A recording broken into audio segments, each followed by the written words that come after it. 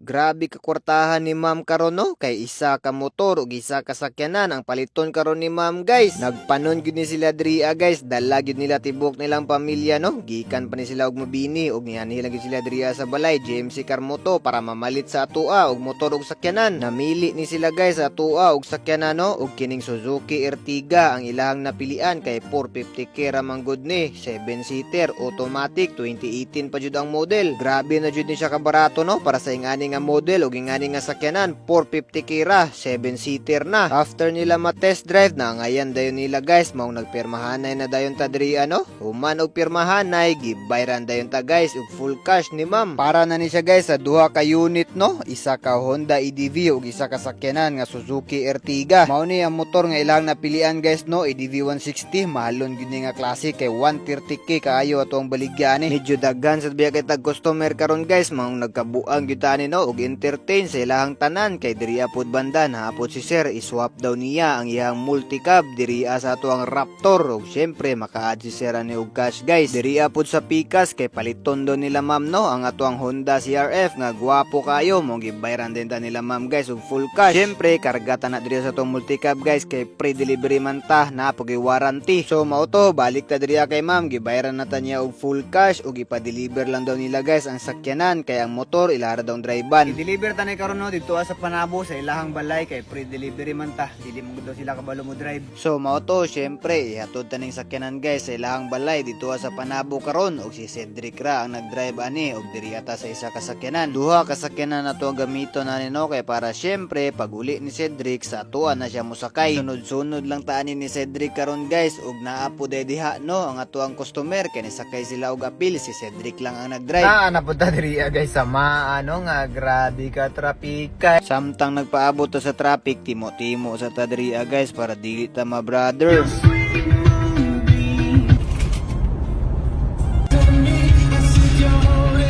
So mo to, fast forward na lang tani na natadriya karon sa Panabo guys ug diri ara ditani taman sa Penongs no kay sila na daw ang motiwas og drive diri banda padulong sa Mabini. Ug tungod kay nalina naman pud ta, magdili na pud ta guys ug gamay pahalipay sa atuang mga follower. Butang la tani diri sa tissue ug si Cedric na ang bahala. Diri ara ditani karon guys at bang aning Panabo unsa ni siya diya basta giitsa ta na diya banda. Ug sayon ra jud kani pangitaon basta na tissue diya tapos aning poste nga natumba kwarta na guys 1,000 kaayo basta at bang taning Panabo Sports. So mo to pag na to guys ni pasi na tano ug si Cedric na ang nagdrive ani guys pauli hapit sa deta karon sa 7-Eleven guys kay medyo gutom na jud kaayo no ug nagapalit sa deta diriya guys ug motor, iPhone, sakyanan basig na kay baligya diha Pimras Tompe GMC Carmoto.